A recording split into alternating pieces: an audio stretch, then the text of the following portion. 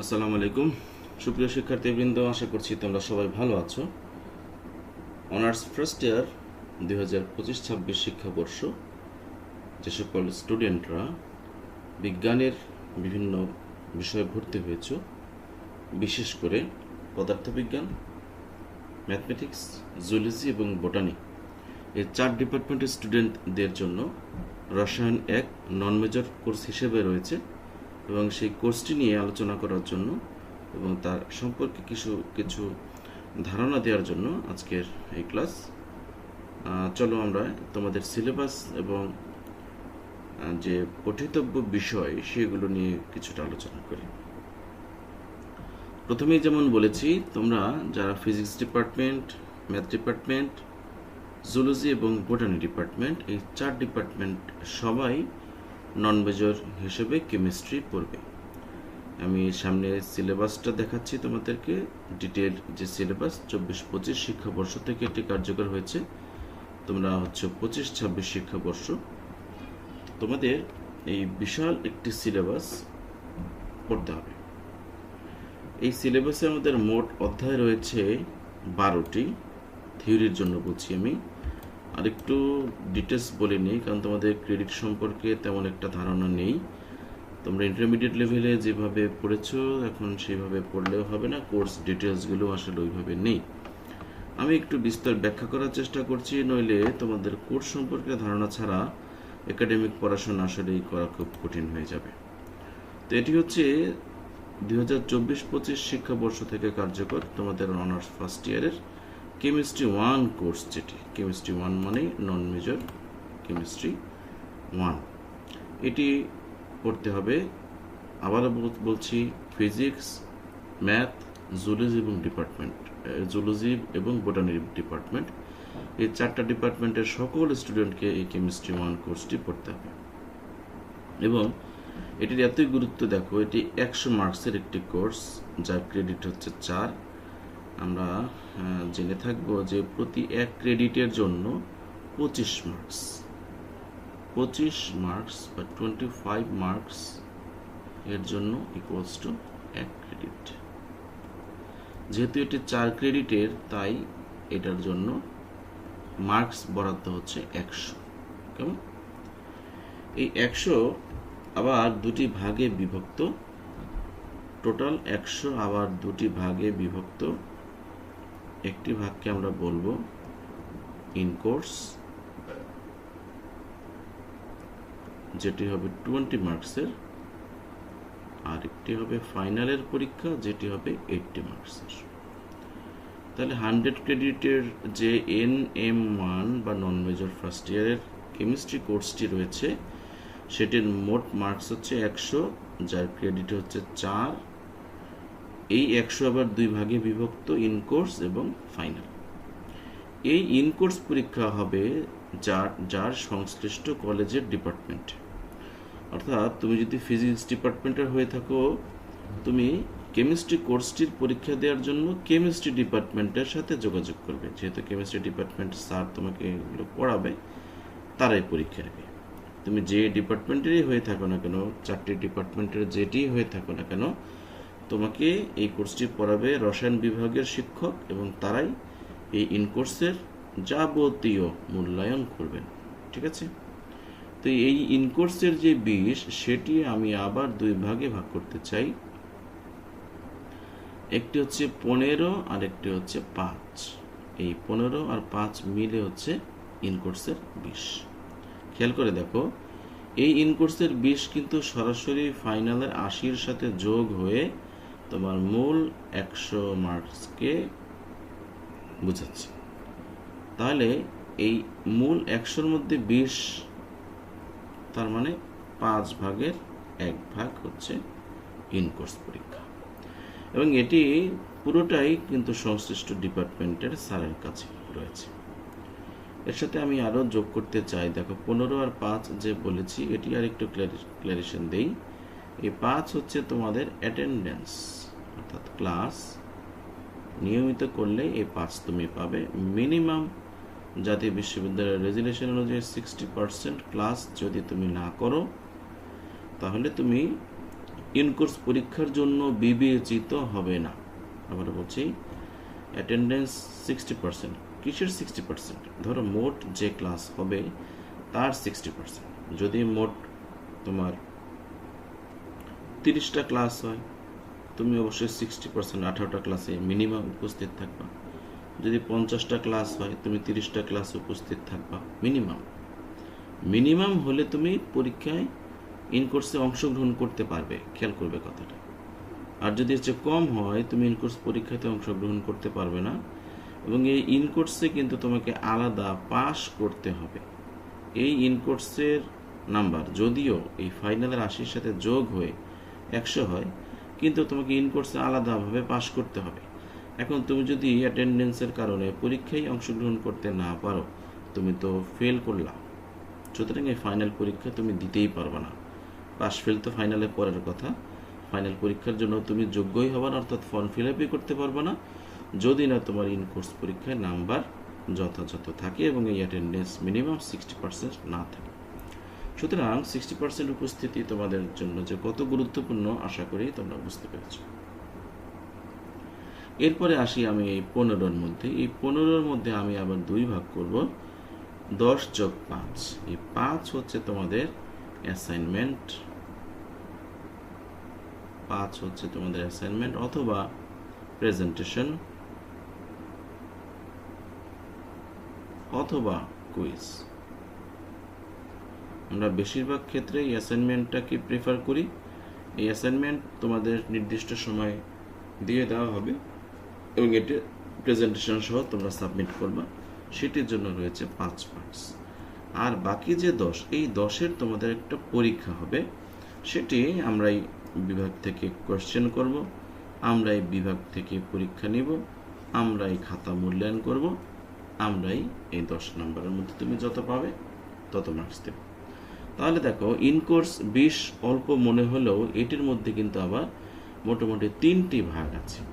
একটি ভাগ হচ্ছে তোমার অ্যাটেন্ডেন্সের জন্য, একটি ভাগ হচ্ছে তোমার অ্যাসাইনমেন্টের জন্য, আর একটি ভাগ হচ্ছে তোমার ওই যে 10-এর পরীক্ষা সেটার জন্য।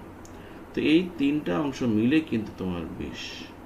সুতরাং এই 20-এর মধ্যে তুমি ম্যাক্সিমাম যত কভার করতে পারবে 18-19 তোমার জন্য বেস্ট। আর যদি এক্ষেত্রে তুমি কম নাম্বার পেয়ে বসো, সেই নাম্বার কিন্তু কম হয়েই তোমার ফাইনালে এই 80-র মধ্যে যা পাবা তার সাথে যোগ হয়ে 100-তে তোমাকে মূল্যায়ন করবে, রেজাল্ট হবে। তো এই হচ্ছে তোমাদের মোটামুটি মান বন্টন। তো তোমাদের যেহেতু 100 মার্কস, সুতরাং প্রচুর পড়াশোনা করতে হবে। 4 ক্রেডিটের কোর্সে ক্রেডিট বারবার বলছি, ক্রেডিট দিয়ে তোমাদের মূলত সিজিপিএটাকে কাউন্ট করা হবে। কিছু কিছু কোর্স দেখবা 2 ক্রেডিট, কিছু কিছু কোর্স দেখবা 3 ক্রেডিট। তো এরকম এক একটা কোর্সে তুমি আউট অফ 4-এর মধ্যে যত মার্কস পাবা, ধরো 3.5 অথবা 2 পয়েন্ট সামথিং যাই পাবা, সেইটা দিয়ে তোমার এই ক্রেডিট প্রত্যেকটা গুণ হবে। অর্থাৎ প্রতিটি কোর্সে পাওয়া জিপিএ তার ক্রেডিট দিয়ে গুণ হবে এবং টোটাল যত এরকম কোর্স তুমি পড়বা সেইগুলা তার ক্রেডিট দিয়ে গুণ হয়ে মোট ক্রেডিট দিয়ে ভাগ হয়ে তোমার মোট সিজিপিএ-কে কাউন্ট করা হবে। ঠিক আছে? তাহলে সিজিপিএ ভালো রাখার জন্য অবশ্যই তোমার যে কয়টা পত্র রয়েছে, মেজর হোক, নন মেজর হোক বা কম্পালসারি হোক, সবগুলোতেই তোমার ভালো মার্কস তুলতে হবে। নইলে কিন্তু তোমার পক্ষে ভালো রেজাল্ট করা সম্ভব হবে না এবং কোনোভাবেই সম্ভব হবে না। এই হচ্ছে তোমাদের মোটামুটি ধারণা। আর এই ইনকোর্স পরীক্ষাটা 2 বার হবে, 2 বার, ফার্স্ট ইনকোর্স এবং সেকেন্ড ইনকোর্স। ফার্স্ট ইনকোর্সের জন্য নির্ধারিত তারিখ দিয়ে দেওয়া হবে আগেই, সেকেন্ড ইনকোর্সের জন্য নির্ধারিত তারিখ আগে দিয়ে দেওয়া হবে। তো 2টা ইনকোর্স হয়ে যাওয়ার পরে প্রাপ্ত মার্কস গড় করে যেই মার্কসটা হবে সেই মার্কসটি মূলত তোমার এই ফাইনালের এই 80-র সাথে গিয়ে যোগ হবে। সুতরাং ইনকোর্স পরীক্ষা একবার নয়, তোমাকে 2 বার অ্যাটেন্ড করতে হবে এবং তার গড় মার্কস তোমার ফাইনালের পরীক্ষার সাথে যোগ হবে। সুতরাং কেউ যদি একটা ইনকোর্স পরীক্ষা না দাও, আরেকটা ইনকোর্স পরীক্ষা দিয়ে যদি তুমি 12 পাও, তাহলে তোমাকে 12-র গড় করব 6 দেওয়া হবে, 10 পেলে গড় করব 5 দেওয়া হবে। সুতরাং মার্কস কিন্তু কমে যাবে যদি তুমি ইনকোর্স পরীক্ষায় অংশগ্রহণ করতে না পারো বা না চাও। আর ইনকোর্স পরীক্ষাতে তুমি অংশগ্রহণ করতেই না পারলে তুমি কিন্তু এখানে ফেল আসবে। করতে না পারলে অবশ্যই ফেল আসবে, সুতরাং তুমি ফাইনাল পরীক্ষা দিতে পারবা না।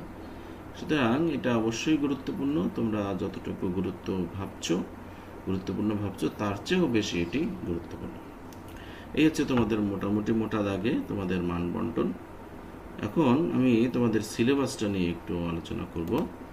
দেখো, এই যে কেমিস্ট্রি 1 4 ক্রেডিটের একটি কোর্স, সেটির মধ্যে আমরা কি কি কোর্স লার্নিং আউটকাম থাকবে এগুলো জাস্ট CLO 1 2 3 এভাবে ভাগ করে দেওয়া হয়েছে। প্রত্যেকটা টপিক্সে, প্রত্যেকটা চ্যাপ্টারের মেইন টপিক্সে তুমি কি কি শিখবে এবং তা থেকে কি কি পারবে শিখবে এবং সেটি প্রয়োগ করতে পারবে সেটি সম্পর্কে ডিটেলস এখানে বলা আছে। ঠিক আছে, এটা তোমরা একটা গ্লান্স একটু দেখে নিবে যে এখানে কি কি বলেছে। মূলত এখান থেকে আমাদের সিলেবাসটি শুরু। কোর্স টাইটেল হচ্ছে কেমিস্ট্রি 1। এই প্রথম চ্যাপ্টার নাম হচ্ছে state of matter in chemistry, অর্থাৎ রাসায়নিক পদার্থের যে অবস্থা সেটি, স্ট্রাকচার অফ অ্যাটম, পরমাণুর গঠন, রেডিও কেমিস্ট্রি বা তেজস্ক্রিয়তা, পিরিয়ডিক টেবিল রয়েছে, কেমিক্যাল বন্ড রয়েছে, বিশাল একটি অধ্যায়, অনেক হাজার টপিকস রয়েছে। কেমিক্যাল রিয়াকশন নামে অত্যন্ত গুরুত্বপূর্ণ একটি চ্যাপ্টার রয়েছে। 7 নম্বর চ্যাপ্টার কেমিক্যাল ইকুইলিব্রিয়াম বা রাসায়নিক সাম্যাবস্থা নামে একটি চ্যাপ্টার রয়েছে।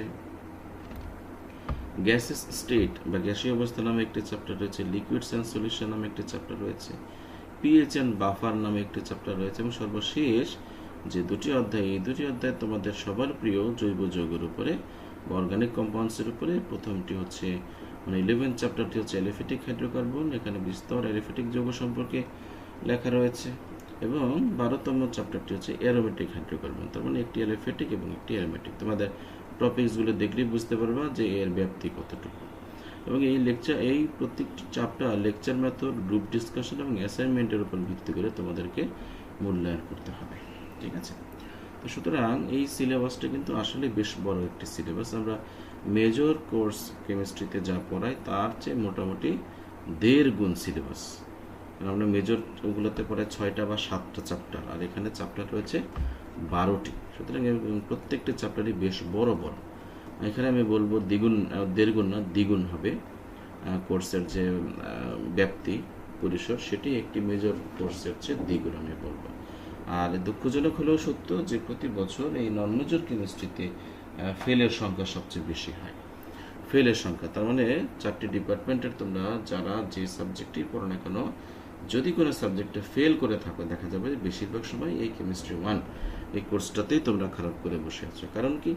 কারণ হচ্ছে এটিকে গুরুত্ব না দেওয়া, একেবারে চিন্তা করা যে না এটা তো ইন্টারমিডিয়েটে আমরা পড়েছি, এগুলি পারা যাবে। তো এই ধরনের ধারণা যারা করো তাদের ক্ষেত্রে মূলত এই খারাপ রেজাল্টটা হয়ে যায়। তো অনাকাঙ্ক্ষিতভাবে এই খারাপ রেজাল্টের ভাগিদার আমরা কেউই হতে চাই না। যেহেতু আমাদের হাতে সময় রয়েছে, বছরের প্রথম থেকেই আমরা সুন্দরভাবে গুছিয়ে প্রস্তুতি নিয়ে অবশ্যই আমরা এই কোর্সটা করব। এটা হচ্ছে থিওরির 100 মার্কসের জন্য। তারপরে দেখো তোমাদের প্র্যাকটিক্যাল রয়েছে। এই যে দেখো প্র্যাকটিক্যালের সিলেবাস। তো প্র্যাকটিক্যাল যেটা সেটি আবার 50 মার্কস, তার মানে 2 ক্রেডিটের 50 মার্কস। এবং এই প্র্যাকটিক্যালের জন্য প্র্যাকটিক্যালেও কিন্তু তোমাকে আলাদা পাস করতে হবে।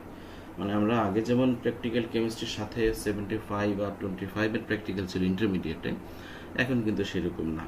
এখন এই প্র্যাকটিক্যালও তোমাকে আলাদা পাস করতে হবে। এবং যে কেমিস্ট্রি 1 যেটা, ওইটা আলাদা একটা কোড, ওইটাতে আলাদা পাস করতে হবে। দেখো এটা আলাদা কোড, এই যে 21, 28, 10, আর ওইটার কিন্তু কোড আলাদা ছিল 21, 28, 07। তার মানে দুইটা আলাদা পত্রে আলাদা পড়াশোনা, আলাদাভাবে তোমাকে পাস করতে হবে। তো কেমিস্ট্রি প্র্যাকটিক্যালের জন্য দেখো এখানে বেশ কিছু আমাদের পরীক্ষা রয়েছে। এই সেফটি প্রিপারেশন রয়েছে, তারা মূলক আইডেন্টিফিকেশন রয়েছে, স্ট্যান্ডার্ডাইজেশন রয়েছে, ডিটারমিনেশন অফ আয়রনের যে সলিউশন, আয়রনের পরিমাণ নির্ণয় করা, হ্যাঁ সেটা রয়েছে। আইডোমেট্রিক মেথড রয়েছে, গ্রাভিওমেট্রিক মেথড রয়েছে, পিএইচ নিউট্রালাইজেশন কার্ভস রয়েছে। এগুলো বেশ মোটামুটি জটিলই আমি বলবো ফার্স্ট ইয়ার তুলনায়। এগুলো তোমাদের ইন্টারমিডিয়েটে কিছুই ছিল না, এবং ইন্টারমিডিয়েট তোমরা আমার মনে হয় খুব একটা গুরুত্ব দিয়ে প্র্যাকটিক্যাল করো নাই।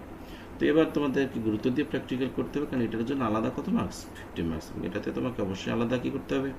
পাস করতে হবে। ঠিক আছে, পাস না করলে এটাও তোমার ফেল আসবে। আর ফার্স্ট ইয়ারে তোমাকে যে কয়টা কোর্স রয়েছে তার মধ্যে মিনিমাম 3টা কোর্সে তোমাকে পাস করতে হবে সেকেন্ড ইয়ারে প্রমোশন পাওয়ার জন্য। মিনিমাম 3টা সাবজেক্টে তোমাকে অবশ্যই পাস করতে হবে। ভাবতেছো স্যার 3টা সাবজেক্টে তো পাস করেই যাব, হ্যাঁ এটাও অনেকে করে না, এটাও অনেকে করে না। আর যদি তুমি ফেল করে 2-1টায় ফেল করে তুমি প্রমোশন পাও, সেক্ষেত্রে সেকেন্ড ইয়ারে গিয়ে কিন্তু তোমার পড়ার উপরে চাপ আরও বেড়ে যাবে, কারণ সেকেন্ড ইয়ারের কোর্সগুলি আরও কঠিন, যেগুলো তোমার ফার্স্ট ইয়ারের তুলনায়। ফার্স্ট ইয়ার এবং সেকেন্ড ইয়ারের কোর্স একই সাথে যদি তুমি পড়তে চাও, তখন তোমার কোনো দিকেই কুল রক্ষা হবে না। সুতরাং আমার earnest request to all of you থাকবে এটা যে তোমরা বছরের প্রথম থেকে গুরুত্ব সহকারে এই কেমিস্ট্রি কোর্সটাকে অধ্যয়ন করবে, ঠিক আছে? এই হচ্ছে তোমাদের মোটামুটি সিলেবাস এবং যে মানবন্টন, এগুলো নিয়ে সাধারণ আলোচনা। আশা করছি তোমরা আমার কথাগুলো ধরতে পেরেছো, বুঝতে পেরেছো। তো আজকে আমরা একটু পড়া শুরু করব, খুবই সামান্য। সেটি হচ্ছে জৈব যৌগের যে অধ্যায় 11 রয়েছে তোমাদের অ্যালিফ্যাটিক হাইড্রোকার্বন, এটা নিয়ে আমরা একটু আলোচনা করি। দেখো, এটি আমি মাত্র অল্প কিছুটা স্ক্যান করেছি, একটা অংশ শুধুমাত্র। তোমরা বইটার যে পুরুত্ব সেটি অবশ্যই দেখেছো। তো এই চ্যাপ্টারটাও বেশ বড় একটি চ্যাপ্টার, অ্যালিফ্যাটিক হাইড্রোকার্বন। তো অ্যালিফ্যাটিক হাইড্রোকার্বনের যে আলোচ্য বিষয় রয়েছে, এগুলো অনেক বিস্তর রয়েছে। এখানে আমরা দেখি কি কি রয়েছে। সাধারণভাবে যদি আমরা আলোচনা করতে যাই যে what is hydrocarbon, hydrocarbon means the compaction of carbon and hydrogen. Carbon এবং হাইড্রোজেনের মৌলের সমন্বয়ে আমরা যে যৌগটি গঠিত হয় তাকে আমরা হাইড্রোকার্বন বলব। তো জৈব রসায়ন কি? তো জৈব রসায়নটা হলো হাইড্রোকার্বন ও এই হাইড্রোকার্বনের জাতক। জাতক কি? জাতক হচ্ছে হাইড্রোকার্বন থেকে যা যা প্রস্তুত করা যায়, প্রস্তুত করা হয়, ওগুলো হচ্ছে হাইড্রোকার্বনের জাতক। তো ওই জাতক সমূহের গঠন, প্রস্তুতি, নিষ্কাশন, ধর্ম, ব্যবহার, এগুলো নিয়ে আমরা যেখানে আলোচনা করব সেটাকে আমরা বলবো জৈব রসায়ন। এটাকে আমরা দুই ভাগে ভাগ করে থাকি হাইড্রোকার্বনকে, একটি হচ্ছে অ্যালিফ্যাটিক এবং আরেকটি হচ্ছে এই 2 নম্বর হচ্ছে অ্যারোমেটিক। তো অ্যালিফ্যাটিক অংশটা এই অধ্যায়ে রয়েছে 11 অধ্যায়, আর অ্যারোমেটিক অংশটি রয়েছে তার পরবর্তী অধ্যায়। তো অ্যালিফ্যাটিক হাইড্রোকার্বনকে আমরা আবার দুই ভাগে ভাগ করতে পারি, যে কার্বন কার্বন সিঙ্গেল বন্ড বা সম্পৃক্ত এবং ডাবল বা ট্রিপল বন্ড অসম্পৃক্ত। এই দুইভাবে আমরা এটাকে ভাগ করতে পারি।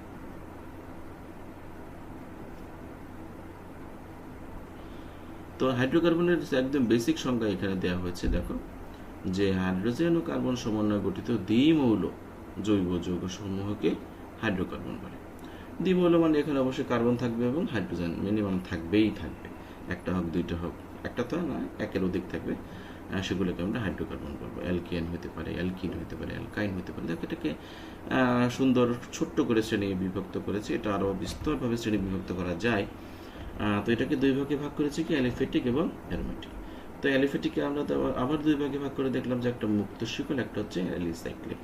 তো মুক্ত শিকল মানে ফ্রি চেইন, দুই পাশে খোলা থাকবে, আর অ্যালিসাইক্লিক মানে এটা হচ্ছে চাক্রিক বা বদ্ধ শিকল টাইপের থাকবে। মুক্ত শিকলকে আবার দুই ভাগে ভাগ করছে, দেখো, সম্পৃক্ত এবং অসম্পৃক্ত। সম্পৃক্ত বলতে অ্যালকেন বোঝাচ্ছে, যেখানে যেখানে কার্বন কার্বন সিঙ্গেল বন্ড, এবং অসম্পৃক্ত বলতে হাইড্রোকার্বন, অসম্পৃক্ত হাইড্রোকার্বন বলতে অ্যালকিন এবং অ্যালকাইনকে বোঝাচ্ছে। তো অ্যালকিন এবং অ্যালকাইন কোনটা দেখেন, এটা হচ্ছে carbon carbon single bond, that is called alkane. Carbon carbon double bond alkene, এবং কার্বন কার্বন ট্রিপল বন্ড যেটি, সেটা হচ্ছে অ্যালকাইন।